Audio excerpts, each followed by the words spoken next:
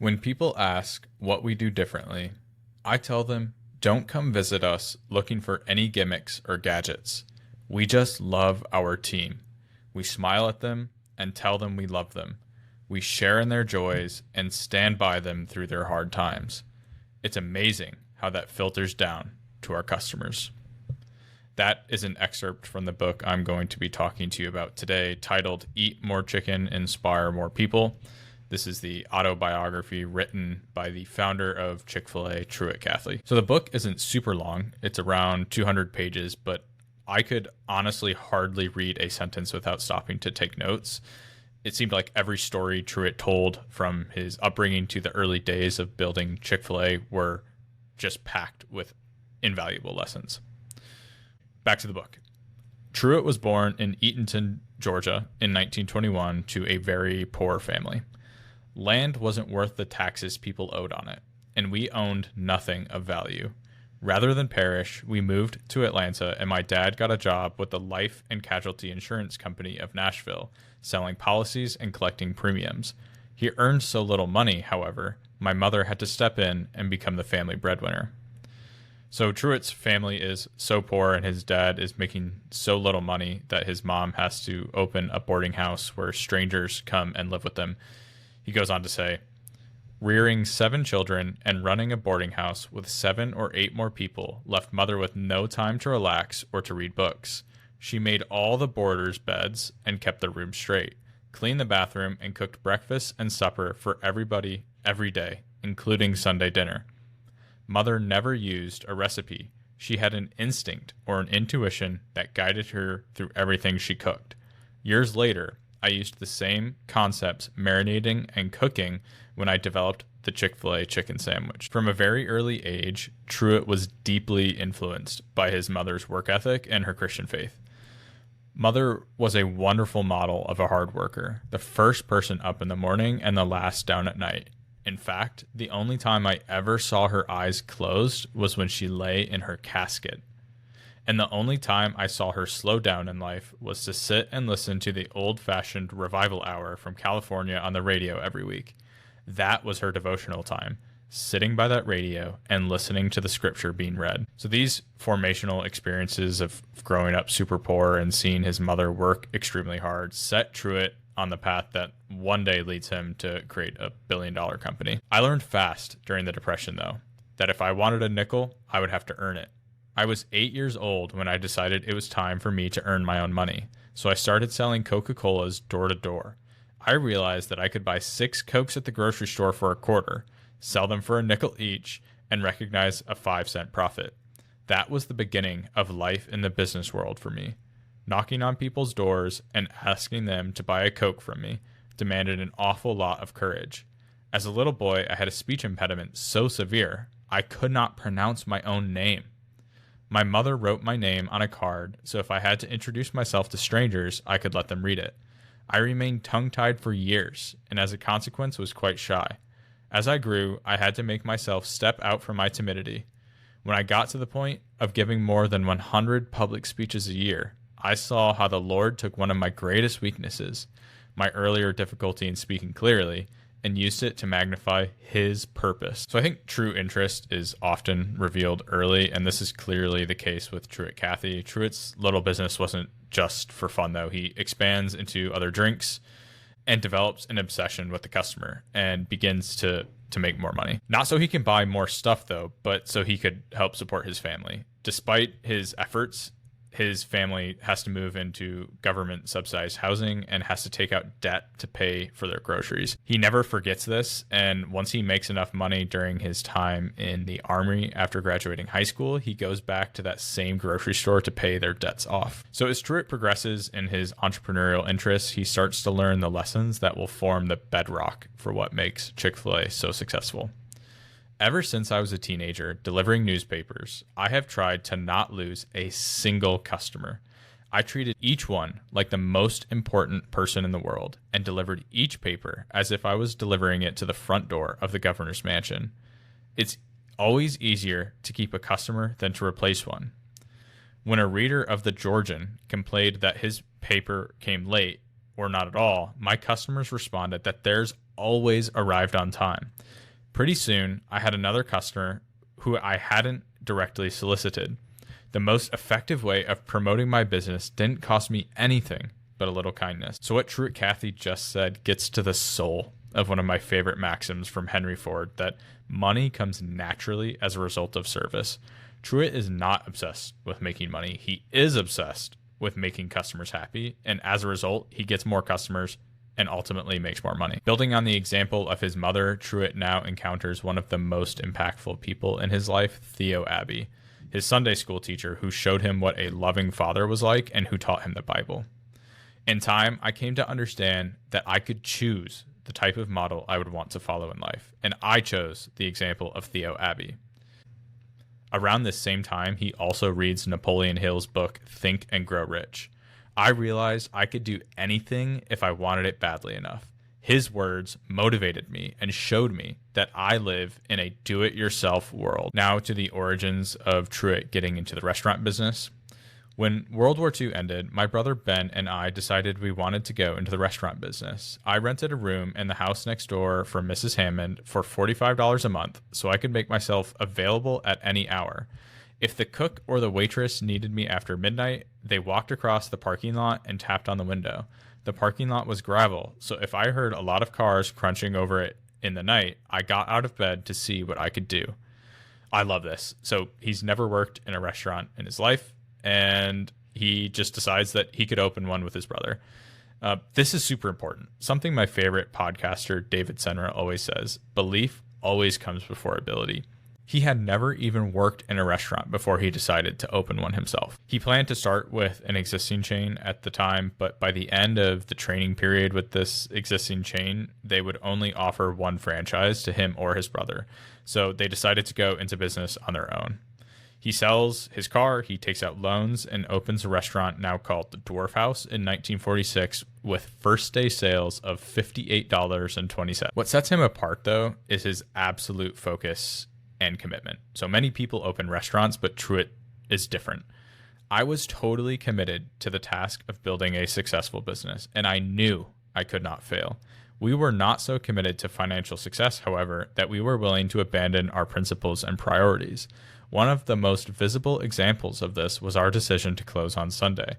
Our decision to close on Sunday was our way of honoring God and directing our attention to things more important than business. If it took 7 days a week to make a living with a restaurant, then we needed to be in some other line of work. Through the years, I have never wavered from that position. This reminds me of something Charlie Munger always used to say, that the difference between successful people and very successful people is that very successful people say no to everything. Truett isn't trying to do anything else here but build a successful business. There were no side hustles. He is saying no to everything else. He was completely committed to his restaurant. In the same way, he stands on the firm foundation that is his Christian faith and is able to say no to anything that compromises his faith in any way, including working on Sundays. So much so that he is willing to go out of business if Sunday is that important. Back to the book. Ben and I had to be patient in the early days as we built our business. We didn't have any money for advertising. We had to build our restaurant on satisfied customers one at a time. We were profitable from the very beginning. We had to be, but the profit was skinny, and we kept our overhead low to maintain it. We earned our reputation and good name, relying on Proverbs chapter 22, verse 1. A good name is better to be chosen than great riches, and loving favor rather than silver and gold. People trusted us to pay our debts on time. Had I not been fully committed to the success of the Dwarf House, any of a number of roadblocks might have put us out of business. So what I think is so impressive about this is he is talking about things and concepts and principles that people study in business schools today that he either intuitively knew or learned as he went. Things like lean startup principles, customer obsession, etc. So Truett goes on to marry his childhood sweetheart in September 1948, and this is what he says. Jeanette also led me into a deeper prayer life. Without the ability to pray together, I doubt we would have made it. Prayer changes things. So does encouragement, and Jeanette has given me an abundance of it. They end up having 3 kids born between 1953 and 1955, and this is how Truett describes managing business and family. We were all family, working together. For us, family, business, and church weren't separate aspects of our life.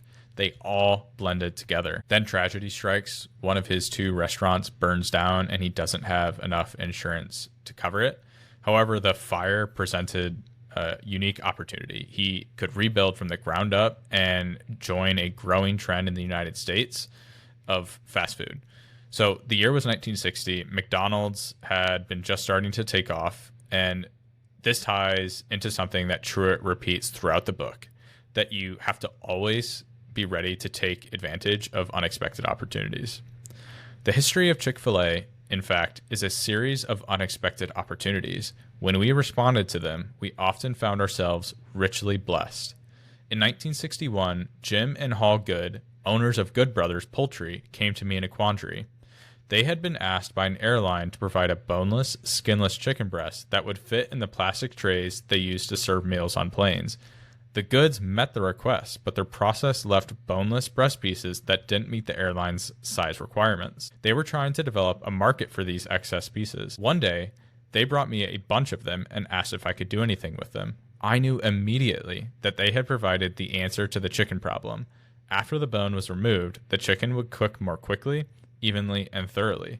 Attempting to speed the process even further, I remembered my mother's method of covering the pan with a heavy top, creating something of a pressure cooker. I tried and found that the chicken indeed cooked faster and remained more moist as well. This is the origin story of the iconic Chick-fil-A sandwich that the world knows and loves today. I knew that when I finally found the right recipe, it needed to be complicated so no one could replicate it easily. Each time I changed the formula, I tested it on customers. I had fun in the kitchen and enjoyed the feedback.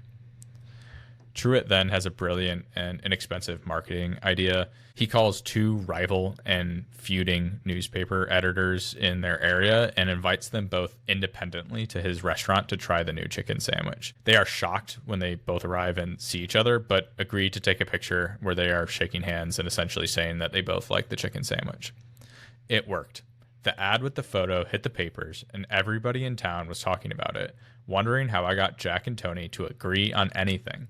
Later, we even got national exposure when Dr. Robert Schuller invited me to tell the story on his Sunday morning television show. Truett is starting to see the success of the chicken sandwich, so he starts to evaluate what channel would be best to sell it through and how best to protect the brand. I met with a trademark attorney about registering and protecting the product name, which I had not yet conceived. He explained that I couldn't trademark chicken steak sandwich or any other simple names. I would have to misspell a word, turn it sideways or upside down, or do something else to distinguish it.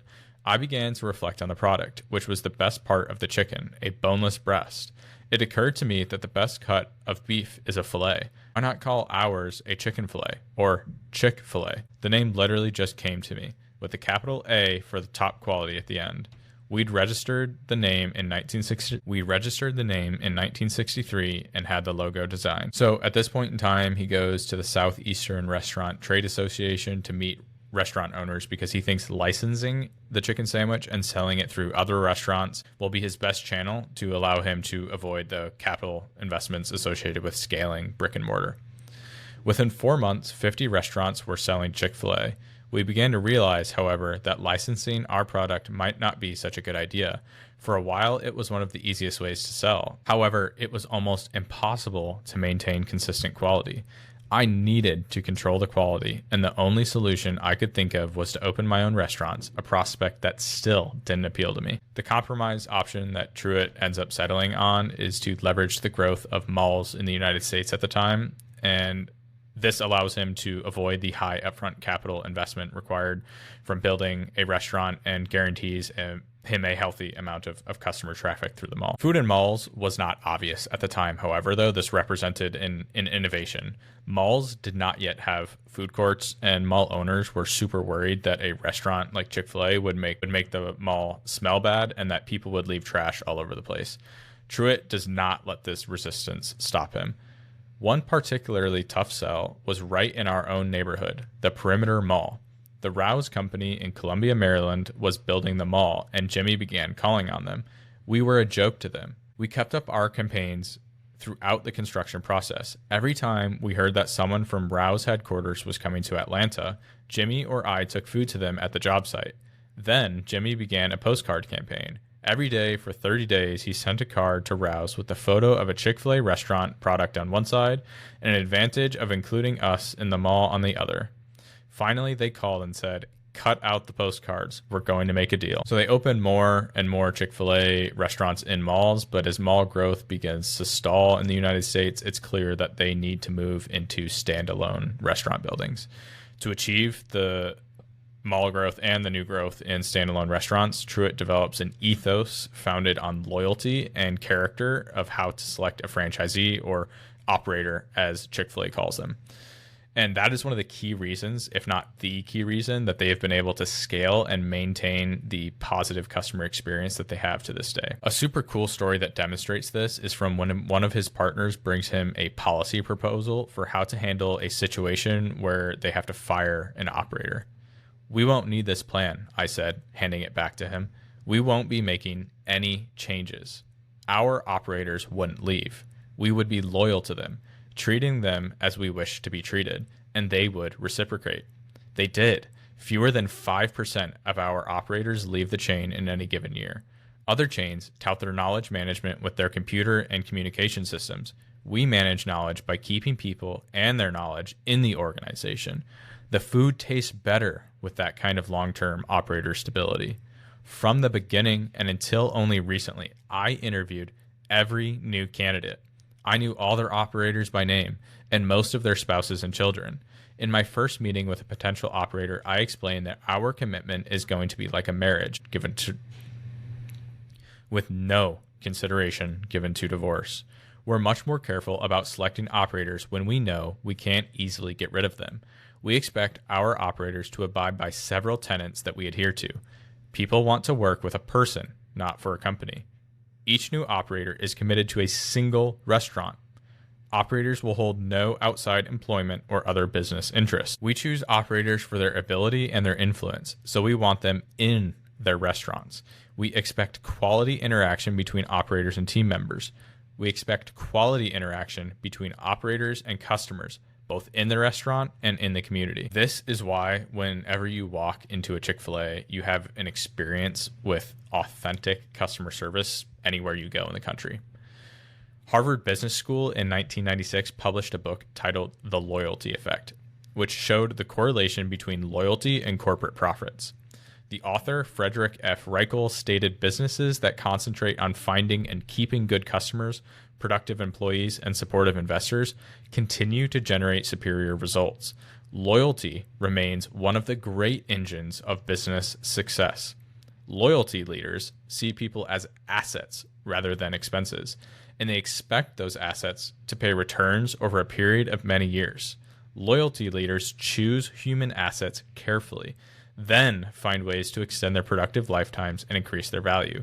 Mr. Reichel used Chick-fil-A as one of his primary examples, showing how our lifelong commitment to the success and well-being of our operators has resulted in loyal operators who then experience tremendous loyalty from their team members and, in turn, their customers. Many people don't know this, but despite Chick-fil-A being one of the most successful restaurant chains in the world with higher sales per store than any other fast food chain, they have the lowest upfront franchise fee.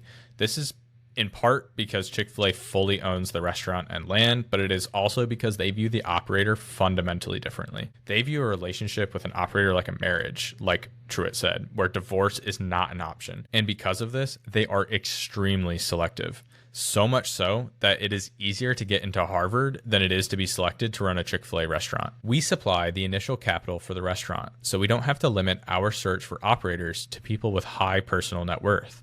The only money required from an operator is $5,000. I think it's $10,000 or so now. Refundable capital investment. To fuel this kind of growth we desire, we need eager, talented, honest, dependable, people-oriented operators who are hungry to succeed in the restaurant business and who will put their heart and soul into it. Interestingly, the other part of this decision to supply the initial capital for the investment into a new restaurant is not necessarily to retain all of the equity for the gain of the business, but it is because of Truett's commitment to do right by all stakeholders involved in Chick-fil-A at any point in time. Chick-fil-A is now one of the largest privately owned restaurant companies in the world. Many others have achieved our size by offering ownership in their companies to the public. We have resisted and will continue to resist that status. In the early days, we did not offer stock for sale because I could not predict how fast the company might grow or what dividends we might pay to anyone who might invest. Additionally, I'm afraid the directors, if we had a bad year, might tell me I'm old-fashioned and fire me. Too often, Wall Street analysts are more interested in profits than they are in principles and people. If I had a widow invest her savings in Chick-fil-A and the company didn't pay the return she expected, I would feel obligated to make up the difference to her. For that and additional reasons, we have never offered stock options to Chick-fil-A employees. If I were to bring on a person and give him half his salary in stock options, that might pay off in great dividends and growth over the long term. Plus, it would save the company considerable current cash flow. However, an operator with a sack full of stock options might decide to sell out after 15 years and retire early or do something else. Our system puts the cash in the hands of the operators today instead of sometime down the road with a lump sum, and encourages them to earn all they can, save all they can, and give all they can right now. Their focus is on today's customer. Truett expands on his commitment to loyalty and how this has informed his decision to remain closed on Sundays, saying, "A question I am asked is, why do you close on Sunday, the biggest day of the week for many restaurants? The answer lies in loyalty. For my family and me, when we speak of loyalty, we first mean loyalty to God. Closing our business on Sunday, the Lord's Day, is our way of honoring God and showing our commitment to Him. My brother Ben and I closed our first restaurant on the first Sunday after we opened in 1946, and my children have committed to closing our restaurants on Sundays long after I'm gone. I believe God honors our decisions and sets before us unexpected opportunities to do greater work for Him because of our loyalty. That's a secondary reason why we close on Sunday, so operators and team members can count on at least one day a week devoted entirely to family, worship, and personal pursuits. This is one of the most important principles we live by. The family must come first. We tell operators the worst thing that can happen, other than to drop dead, is to lose your family. What does a man gain if he gains the whole world and loses his family?" So there are many more details in the book about the business, but one of the strongest threads throughout this book and Truett's life is his commitment to giving and investing in others.